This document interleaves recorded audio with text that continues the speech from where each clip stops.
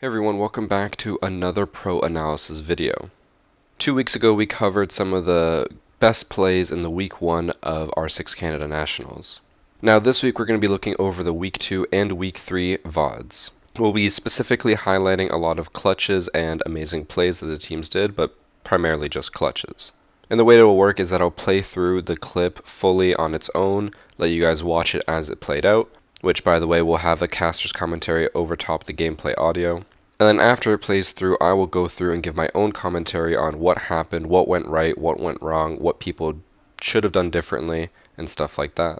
And when I do give my commentary, there won't be any audio on the gameplay just because it'll overlap with the caster since it's all on one audio track. But before we get into the clips, I do just want to say thank you to Ubisoft Canada for making this video possible. They signed me on as their content creator for the R6 Canada Nationals and gave me access to all the videos and all of the files that I need. So big thanks to Ubisoft for that. Now that we've got that all covered, let's get into the video. And will get thrown out, then will be a Thatcher EMP. For the first time in this series, we'll see a Thatcher not banned here on console, simply because he got banned in the first 2 maps. And unfortunately, Wolfseas is just gonna everybody do the flop onto the gravel as he's taken out by Alpha Tab. Oh, there goes the air jab. I think that was a yellow run out, but it's not capitalized upon. So, the defender for Livid, although Pox will take down Eventful. So there goes the trade onto the Legion with a frag grenade. Top yellow flank coming out from Alpha Tag. Oh, Alpha. Whiffs the first burst, but is able to clean up onto Envision as he tries to push in through benches. And this Jackal track not doing a whole lot as they've known where this castle has been the whole time, but finally it will collect and pay dividends. Pox will take down Mustache. We level at a 3v3. Alpha low on health and downstairs previously called out. He's still inside of the bathroom waiting for a push down yellow by Pox as Toasty now reassesses the angle on top of the B windows. Pox with another one and another one! Oh my god, Pox! The hip fire while being down onto Darken. It's a 1v technical 2 for Alpha Tag as he works his way back up Spiral. Plant going down from Toasty now. There's not enough time to stall that out. It's going to be a post-plant scenario. They could even rotate over and pick up Pox for the 1v3 just to really press their advantage. Alpha's made his way back up Visa stairs as he pushes his way into A. He's making his way towards Connector, and now Pox can just be a human drone inside of the bathroom door. Toasty playing the rotate directly on the reinforcement, waiting for the sound cue to come out, and you've got an upside down rappel on the B windows just to top it all off. Looking for the head, but he's down half the time on the diffuser, ticking away slowly. That's Pox finally able to bleed out down to 1v1, but the upside down rappel, all he has to do is play out the time. Oh my god, Alpha Tag! Alpha in the 1v3, able to hit the shot of a lifetime onto an upside down rappel and Livid. What? I'm sure you can see why I decided to make this the first clip, because it was, quite frankly, probably the best clutch to have happened in R6 Canada Nationals. Now let's talk about how it all unfolded. And we're going to basically just talk about how Thread the Needle completely fucked up on this attack and should have had this round in the bag. So we open up the round with Jaeger getting a kill onto Hibana. If I'm not mistaken, he got this kill by peeking through the floor in console office through the double windows. This is a huge misstep by Thread the Needle, as they should easily have presence downstairs in piano by now, especially with a buck. There's no reason not to. They had 3 people repelled on the windows and 2 on yellow stairs. Why was there no one trying to push piano, or at least droning it to see if anyone was over there? So Jaeger completely capitalized on their mistakes here. So then we fast forward and Buck just pops off and turns it into a 1v2, technically 1v3 for Jaeger. Now here's where you can see the game sense really ticks in, and possibly the calls from his IGL. Jaeger initially wants to go up through Spiral, but then stops and runs back down, decides to go through Visa. The reason is because Jaeger does not know whether Buck is up or down, so there could be 3 people watching for his rotate through the Spiral stairs. And he also may not know whether that castle barricade has been destroyed, and if it has, then Nomad has an easy angle from the window to the top of staircase. So it's safer for him to go all the way through Visa, even though it takes more time. This way he will not die right away, as soon as he gets to the top of the staircase. But anyways, he moves over to Visa, goes up the stairs, and pushes very slowly. The reason why is because he doesn't know whether Buck has been picked up or not. And quite frankly, might not even know that they got downed at all. So he doesn't know where the enemy is and is taking it very slowly. As he pushes into Connector, this is probably the most pinnacle moment of the clutch, which could have been sheer coincidence, but also could have been amazing gameplay by Jaeger. Buck decides to be a human drone, starts crawling into the bathroom to try to see if Jaeger's pushing either through long hallway or through Connector. But since Jaeger just stays a bit behind the couch, Buck can't see him.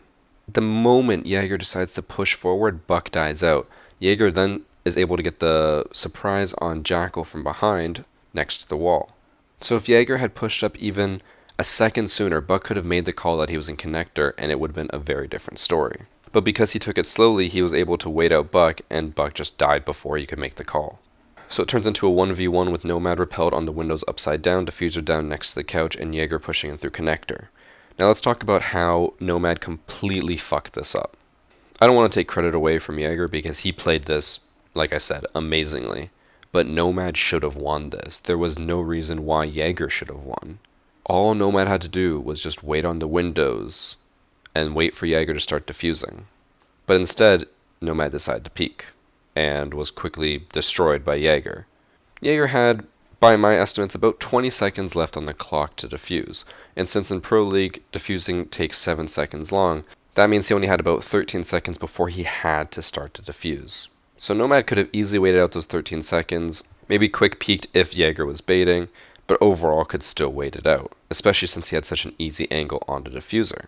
But instead he tried to play aggressive and lost. Jaeger was able to easily disable the diffuser and they won the round. So I think this clip is a great example of why playing passive is usually a better idea than playing super aggressive. A lot of people want to be the hero and get the kill that will win them the match, but sometimes just waiting it out and being a lot more passive can be the much better solution. Sure, there were some risks, like Jaeger could have long-armed it, Nomad could have potatoed and not been able to get the kill, but that's still a much better situation than just dying while trying to peek aggressively while the person's not even on the diffuser yet. But anyways, that will be it for the first clip. Now let's move on to the next one. Left on the clock though, but VarsityGaming, they currently lead 6-4. Will thread the needle, be able to thread the needle back into this game. They will start off rather good with the pick. London, he's built up that bridge for himself, and he will take out that mute, the SAS operator, off the board, and that's also a C4 off the board. So there goes Mustache, the first to fall for Livid, and it looks like Eventful hasn't gone for that swing yet, that patented aggressive stance. We will wait until we see that come through, because Lord knows it is coming. That sounded like a stun from a lifeline being sent out from Pox as well into the objective, and looks like Wolfies has made his way in behind the teller's desk. He's going to hit a Legion Mine, and Vision, though, collects Alpha with the immediate trade onto Pox. So you lose Eventful, the man who wanted to go for the aggressive stance, the man that set the tone early for Livid. But like you said, the tandem of that MVP duo right now for Livid, Darkin, is still alive with that Alda, one of the most powerful weapons on the defensive side, and Thread the Needle, while they have this map advantage, they have control of the lobby, they seem to be stalling out a little bit, trying to get the wall open and push in through the teller's door. 81 bullets, by the way, so that's going to be quite fun, especially coming out of this final minutes. I mean, as you stated, this gun hits hard, and in the hands of an extremely talented player, not just within game sense, but also within individual gun skill, it's going to be absolutely lethal coming into these final 50 seconds. I do believe he has vertical play established on that southwest doorway. Surprising, despite the fact that they have held open area within the past, no one trying to enthrall that vertical play, or sorry, horizontal play when it comes to trying to shoot their feet. A little bit of a passive play coming out here from Thread the Needle. They're going to try and time their entry in with that smoke grenade being set perfectly, and it does appear Wolfseas is going to go for a plant. They're still weary about vertical play up above, but you know who's not going to be establishing vertical play? That'll be Romulus, as he's going to be playing up close and personal, able to land one. Will he be able to land another is the question we must ask ourselves. 8 bullets left in his mag, only one to take out the head, but it won't happen. 2v3 inches, 15 seconds left, make that a 1v3. Darken against the world, ladies and gentlemen, making it a 1v2. Alptag has been downed, he has been able to get one, followed by another 2-on-1 scenario, make it a 1-on-1, and London's gonna have to go for this plant. Will the pink come out is the question. Yes, it will. Darkin to get the final pick and able to win the round out for his team and the map. So for this clip, you can see it's kind of a reverse situation of the last one, where basically a down body is actually able to make the call out on where the last enemy is, and it ends up winning them the round, as opposed to the last clip where the call out wasn't able to be made and it lost them the round. But let's go to the beginning of this clip and analyze what went wrong for Thread the Needle. The first thing that completely fucked them over was, where was the roam clear? Not a single person went for the upstairs take on CEO or meeting or any of those rooms. They just completely ignored it. And not to mention, they have a Jackal. The whole purpose of Jackal is to deny roaming. And yet, here they are pushing site without having cleared upstairs. I understand it's a Maestro, it's scary, LMG, 81 bullets. He can destroy you. But not if you all take him at once, especially with an anti-roam composition like this team has. It wouldn't have taken that long, and it would have saved them a lot of time. And you can even see here, as they're pushing in for the breach, Jackal still has all 3 pings. This is a huge misplay. Don't do this. Use your Jackal to their full advantage. Yes, the smokes are handy. Yes, you can use them as a good gun, but his Jackal pings are way, way too good not to use. But as we move forward, you can see a really smart play by Bandit here to be super aggressive and push right up against the wall. Most teams won't expect that, as when they breach in, they expect you to push away and not, sit at the breach like a madman. Manages to get a pick on Capitao, but then gets felled by Thermite. And as Bandit gets down, it turns into a 1v3 for a split second. But since Maestro was upstairs, again, no roam clear, he was able to kill Thermite as soon as he pushed him through the door, through that hole that you could see Bandit look up through earlier in the round. So he kills Thermite, turns into a 1v2. And again, peeking through all the holes he has set up, kills another 1v1 situation. Jackal has the diffuser, has to go for the plant, runs into the other site because, quite frankly, Maestro has the entire roof of the teller's office open, so it's not safe to plant there. Pushes into the other site thinking it's clear, and there is the downed Legion, who easily pings for Maestro. Maestro shoots through the floor. Jackal has no choice but to try to stick the plant, and he dies to the bullets from above. So quite an unfortunate situation for Jackal. Had Legion been killed instead of downed, he probably could have got the plant off and maybe even won the entire round because Maestro would have had to push back downstairs. But because the body was there and able to make the call, he was easily killed. And the big takeaway I want you guys to have from all this is to do the roam clear. There are situations where roam clear might not necessarily be the best call, especially if you've wasted time. In that case, just go for the site. But when you have more than 2 minutes left on the clock and you have a Jackal with 3 pings, you want to go for that roam clear. But that's it for this clip. Let's move on to the next one. Opening kill for his squad. Again, he didn't really waste a whole lot of time upstairs, but at least he's able to get a pick.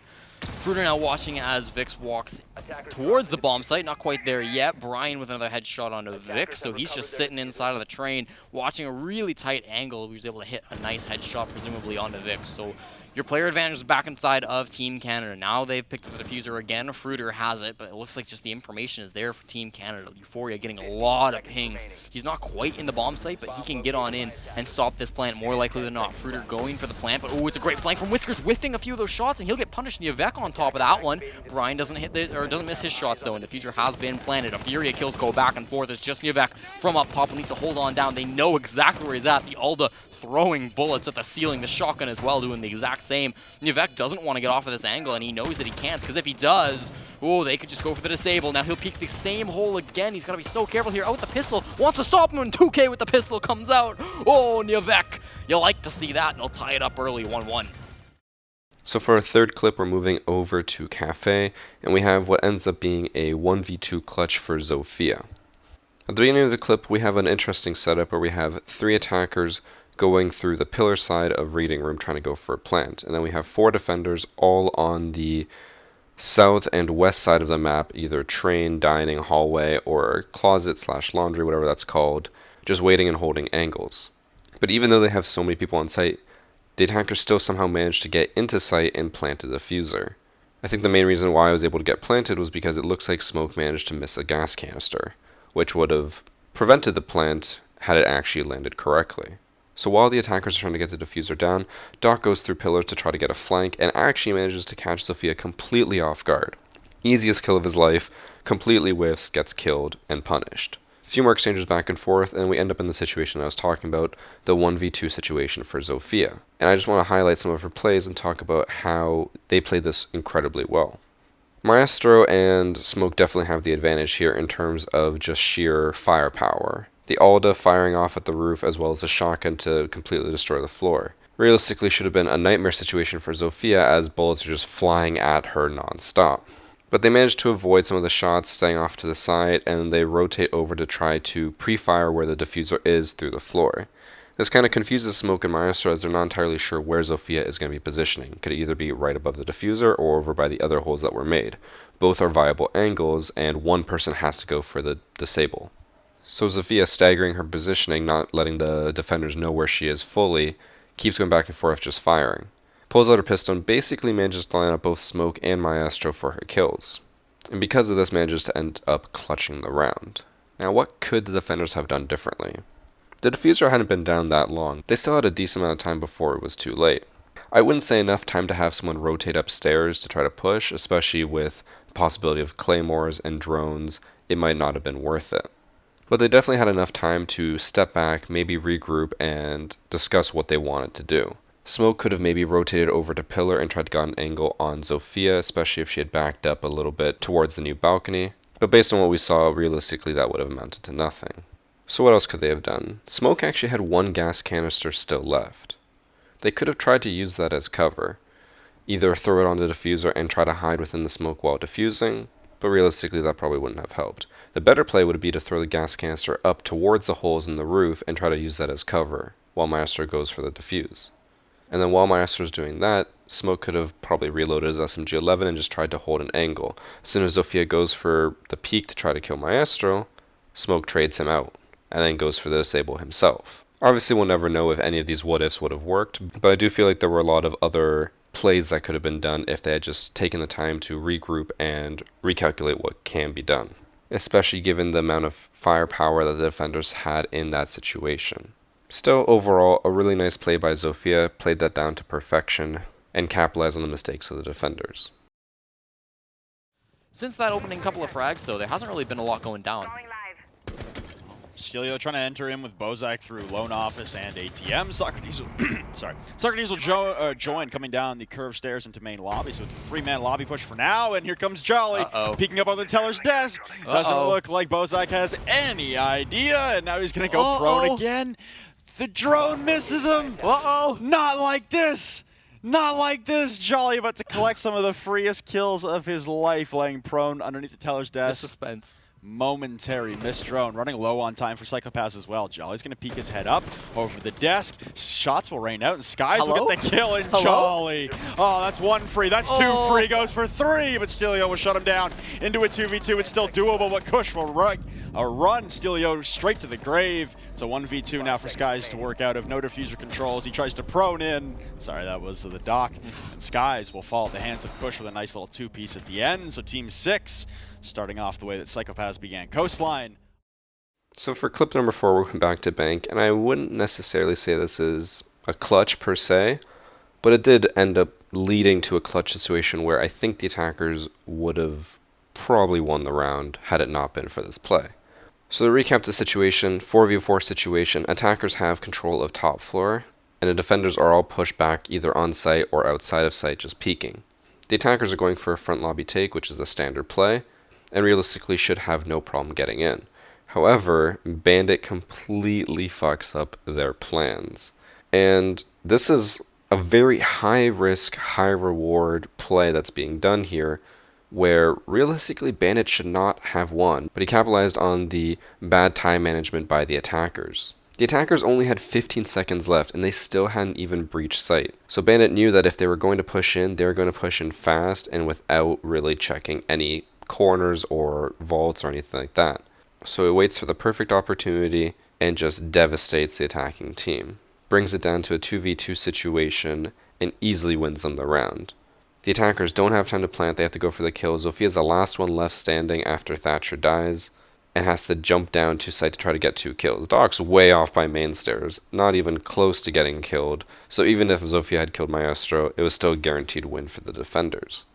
And this entire win can kind of be brought back to that drone. I'm not sure whose drone it was, but that drone went over the counter and didn't even look back underneath it. I understand in a situation like that, 25 seconds left on the clock, as an attacker, you are trying to get as much intel as fast as possible. And realistically, in a normal situation, there's not going to be anyone there. But you can't take that risk. Not in a tournament like this. You have to make sure that all your corners are covered. Probably what happened is that since Bandit had slow walked all the way there while crouched, they didn't hear anything. They just assumed that all the defenders would be on site as they should be. And so whoever was droning did not turn that drone around to check. But had they done that, Bandit would have been dead, and it would have been a 4v2 situation. which realistically would have been easily winnable for them. So let this be a lesson to drone out your corners even in the last few dying seconds of a round. You can't afford to take the risks. But even without that drone, I'm still surprised that no one had noticed that Bandit was there. I think again, Bandit was playing with the whole psychological aspect of it. He knew the attackers only had a certain amount of time left. They're starting to panic, they're starting to push. They don't have any time to waste. When he crouches, should have easily been heard, but the attackers were probably so focused on trying to push in and plant that they didn't even hear it, or they just assumed that it was their teammate crouching and moving. So well done on him for capitalizing on their panicking and managing to clutch out the round for his team. Waiting for Supernova to make the first move. It's not super uncharacteristic, though. I mean, look a couple of weeks ago back when they were against Looney Toonies, and when attacking on a bank, they were also very slow in that match.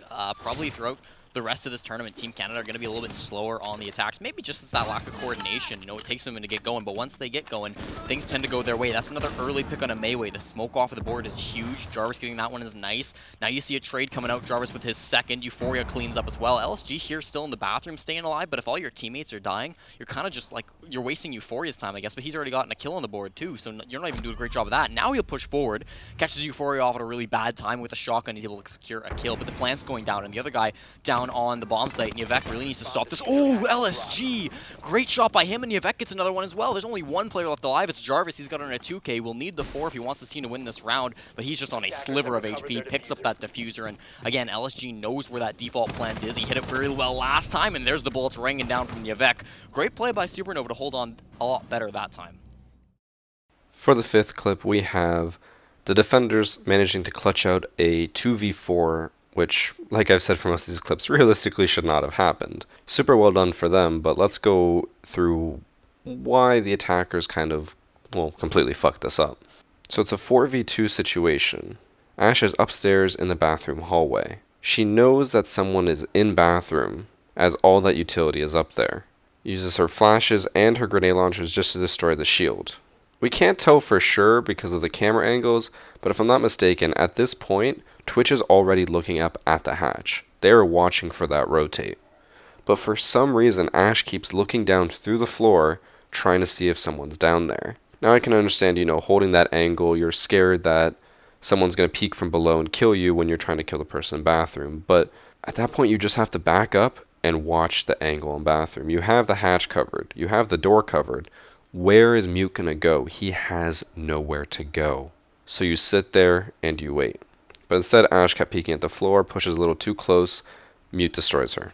Twitch is still watching the hatch, but it doesn't matter. Mute has already rotated out to Piano, and because of the Maestro turret setup, he is able to know where someone's planting. Shoots them through the floor, easily kills them. And not to mention that Mute kills the Thermite planting the diffuser with less than 1 second left on the plant. Maestro manages to kill Thatcher, which I assume was on yellow stairs, and it's left in a 2v1 situation. Twitch by herself with less than 10 HP. At this point, Twitch is still watching the hatch, waiting for Mute to rotate down. So that entire time, Twitch was able to sit there and watch the hatch. If Ash had done her part and just waited it out instead of trying to get aggressive and pushing up, they realistically would have won that because Mute still would have had nowhere to go. But ultimately, they lost the round.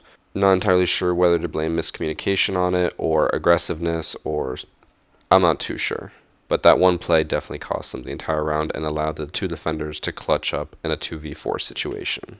Now, just so everyone doesn't think I'm just blaming the attackers nonstop, the defenders did play this incredibly well. Mute played this super patiently. Instead of getting a little scared and running away, Mute just waited. They knew that the only way Ash could kill them was if they pushed him through the door. They didn't have to worry about below through hatch. They didn't have to worry about any other wall. Just sit and wait. He capitalized on the impatience of Ash and managed to punish her, and then punished Thermite because of Ash's mistake. So kudos to the defenders for keeping their cool in what would have been a very tense situation. He was finally able to get it, but his drone gets shot, and that information is gone. But still the ping is there. Looking for the wall bang, but I think he has moved, so you're not going to be able to get that frag on a Bozak. It would be a nice one to find since he popped off so hard in the first round, though. He's able to escape all the way over to the hatch, pressed up against the hard wall, but he's pinned in a corner now and being pressed upon from both the aquarium balcony and the big window. So this collapse coming up from Team 6 seems to be garnering them much more ground than it did the first time, although, did I just see Bozak a silhouette in behind the aquarium bar. He's able to rotate, so it's a poor coverage there okay. from Team 6 out on the aquarium balcony. He might have actually dropped the hatch. That silhouette may have been completely lying to me. It might have been from behind the bar, and it appears it was. So good rotation there at the very least from the muted Bozak to be able to drop out. Kill some time. Again, stall factor for Team 6, a huge problem. Yeah, he's on the cool vibe stairs right now. We see Bozak's POV. We're about a minute left in this round, and we're still 10 players alive, so Team 6 haven't gotten a whole lot going. A little bit of map control, but all things considered, you'd hope they would get a little bit farther in. Jidus is actually just going for the plant 5-on-5. Jolly opens things up. Looks like Soccer's in a position to try to stop it. It's a C4 from Skies, though, and he will stop the plant from Jidus. Again, the opening frag from his team to go down. So they'll start the plant again momentarily, but there's a lot of players down on Psychopath. Snug finishes off one. Storm's one of the few players still up, and he's coming in from behind. Actually going to get 2 kills from Storms. Big plays by him, and he's just got 2 players who are very, very weak still on his side. Bozak still up. It looks like the smoke is down. Yes, Stelio's on the floor, so it's basically a 2-on-2 right now, 30 seconds. You've got Snug coming up from the cool vibe stairs. You've got Jolly, I believe, still playing on that window. You can see his silhouette just climb onto the roof right now, so he's not really in a position where he can come back. Finishes off the player on the ground, so now we're officially in the 2-on-2. No chance of picking him up. Snug needs to be so careful of Bozak, just lying on the floor. Clearly knows where the Habana's playing, and he's got a great angle. If Snug doesn't have the info, this could be horrible, but they still don't even have that diffuser. They got to pick it up. They're both going to trade, actually. Snug gets the triple kill. He'll get credit for that. Needs to win the 1v1 if he wants to win this. Tries to flash him, but Storms wins the gunfight, and Psychopaths take their second one in a row. That one was so tense, though. They almost lost it. For this second last clip, we have another example of where not going for roam clear kind of ended up biting a team in the ass. Ultimately, roam clearing wouldn't have won the attackers this round, but it would have prevented the entire collapse. You can see early on the Valkyrie is preparing to C4 from below from the office/blue bar. This C4 is what crumbled the entire team and allowed the defenders to clutch out the round. As the attackers are pushing in, they have complete coverage. They have Twitch on big window, Repelled holding an angle on Hookah. They have Maverick also holding a very similar angle. Zofia sitting inside Aquarium watching Aquarium/luggage hall. And you have Thatcher trying to go for the plant. But the C4 goes off, kills him, and then it pulls Zofia out of her position to try to go for the plant. So now you have no one covering luggage/Aquarium hall. And after this goes down, you see Hibana going in from below trying to go for that roam clear, but a little too late. She manages to kill Valkyrie, but the damage has been done. And at this point, Jaeger managed to come in through the luggage hallway, which Zofia was covering. So had Hibana pushed downstairs earlier, she would have been able to kill Valkyrie, stop the C4 from going off, the plant would have gone down, Zofia would have been covering luggage hallway and killed Jaeger. This would have left them in a 5v2 situation with the diffuser down. So very easily winnable. But instead now, after Jaeger flanks, they go into a 2v2 situation. Smoke had been down for a while, so technically it is a 2v2. Mute plays this pretty crazy well by just trying to hide in plain sight. Because the diffuser is down next to the bomb, most attackers would assume that the defenders would rotate to hold a diffuser, primarily from Aquarium side.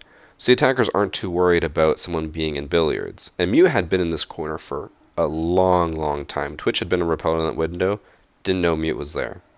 So Mute just prones in the corner and waits, plays the patient game, just like the bandit in the previous clip, and manages to get a kill right before getting picked off. Had the attacker pushed in just 1 second, half a second later, Hibana would have killed Mute and it would have been a 2v1 situation. So again, another misplay by the attackers. Whether this was miscommunication or maybe Hibana really did not know Mute was there until the very last second, right before she killed him, I'm not too sure. But had this call or play been made, like I said, half a second, 1 second earlier, 2v1 situation for the attackers. But instead, it is now a 1v1 where Hibana has to push Jaeger for the diffuser. Hibana tries to use the flashbang, but of course, as everyone in this community knows, flashbangs don't ever work. Jaeger just looks away, completely immune to it, kills Hibana, wins out the round. So to reiterate, this non-roam clear, biting teams in the ass. Had these roamers been taken care of before the plant tries to go down, all these rounds would have been way different. There wouldn't have been a clutch factor, which I guess ultimately would mean no video, so quite frankly, I'm glad they didn't do the roam clear, but the roam clear would have won them the round. And now we'll move on to our final clip, which is quite the doozy. Harassed by Jolly's Twitch shown earlier, the North Repel It's been a constant jump-out fest on the North Rappel, and Bozak now playing close range. The Thermite approaching. Owly with a beautiful pick onto Bozak, but not before Storms will remove Snuggling from play. There's the Thatcher. Jolly taking a lot of damage from Socrates as well, but Jolly wins it out. This could be it all over right here and right now. Skies and Storms in a 2v4. We just saw a 1v4 from Bozak. He's out of commission. Storms and Skies trying to battle back. That's one. One more to level. Trying to rush into the objective. Jolly will rappel in off of the North Rappel. Looking to get a plant down will be Owly. Inside a default. Oh no, Storms will fall through the hatch into open area. Has to retreat up square stairs. Attackers are activating the bomb diffuser. Kush a little upset about the scenario. Doesn't matter now. This is a 2v3 still. Plant is down into the post plant. Everyone on Team 6 looking to clutch this out. They've lost 3 in a row. Coming up square stairs, and Storms will equalize on a 2v2. Time ticking against them, though, as they've had a third of the diffuser expended. Giants pushing out of stock as a late ping will be on Skies as he rotates in through conference room. Waiting for the retreat up square stairs. Pushing in through the breach. No. Skies takes down Jolly. Giant is left in a 1v2. They just need to play the cover for the diffuse. One man sticking on Storms. Giant is playing around into conference. Rushing straight through the pre-fire from the Alda. It'll down him! My God. The 2v4! Oh, they didn't like Wait, they got off it? They get came off of it! No! There's no There's time! not enough time! No! We're going to map 3! Oh no! Storms! He came off of Don't it. get off it! So I'm sure you can see why I said this was quite the doozy. 2v4 situation for the defenders, Jaeger and Maestro versus the world. A pretty bad situation from the start in as well, where it's both of them off-site, Maestro in elevator, Jaeger in the hallway by vending machine, and the attackers have full control of the site. Overall, just not looking good for the defenders at all. But Maestro manages to get one kill, brings it down to a 3v2. Jaeger tries to pre-fire the hallway, somehow falls through the hatch, and rotates around to square. I'm pretty sure ultimately this was a mistake. Jaeger did not intend to drop through the hatch, but it just so happened to work out in his favor because realistically rotating around was the better choice, especially seeing as how IQ was coming right behind him towards the stock trading room. Jaeger pushes up through square stairs, and I'm not sure whether this was more skill or luck, but Thermite just so happened to not be looking that way and gets killed by Jaeger as he pushes up. Now here's where the biggest misplay of the video happens. It's a 2v1 situation. IQ is in the hallway by elevators. You have both people next to the diffuser. One's Maestro with an LMG and 80 bullets, able to cover anyone for any amount of time, and the other one's Jaeger. What should happen is that Jaeger goes into the corner and starts sticking the diffuse. No matter what happens, he stays on it, because if they don't get it, they lose. Now they know that IQ is in the hallway by vending machine. It took me a few recordings to realize this, but you can see earlier in the clip that there is a Maestro turret next to the elevator. When IQ is sprinting into meeting hall, they are calling out where she is, and you can see when Maestro's spraying through the wall that there's pings on IQ's location. So the defending team knew where IQ was this entire time, and yet Jaeger still hopped off the diffuser. I don't know if this was a missed call. Maybe the IGL said Jaeger hop off, get the kill, and then no one hopped back on early enough. But when the defending team knows where the last attacker is, they know what they have to do. They have to stick to the defuse, because if they don't, they lose no matter what. You have Maestro covering you, you just don't get off the diffuser. The only rational explanation I can come up with as to why this happened is that they thought they had a lot more time than they actually did. They just said, okay, go for the kill quick, and then go on the defuse. But they mistimed it and missed the defuse by 1.5 seconds. So huge misplay ending with losing the match. Ultimately it didn't matter because they ended up winning their best of 3, but this got them that much closer to being eliminated. Alright guys, that is it for all the clips from today. I had so many clips lined up that I want to talk about, but I honestly just didn't have the time. This video is already going on 35 minutes, and I broke down my list from about 20 clips to 7.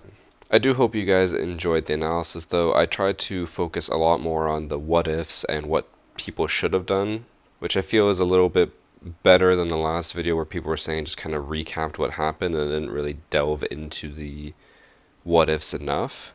So hopefully you guys see some improvement with this series. Now tonight will be the 4th week of the Phase 1 for R6 Canada Nationals, and that means whatever team wins today will be going on to LAN. So tonight's match should be pretty interesting to watch. If you do want to watch, tune into the R6 channel, twitch.tv/rainbow6 at 7 p.m. Eastern Standard Time. Just like the previous weeks, I should be in chat for the most part, talking about whatever's happening on stream, and you can ask me any questions you want while I'm there. But that's it for the video. Thank you guys for watching. I will see you in the next one. Take care.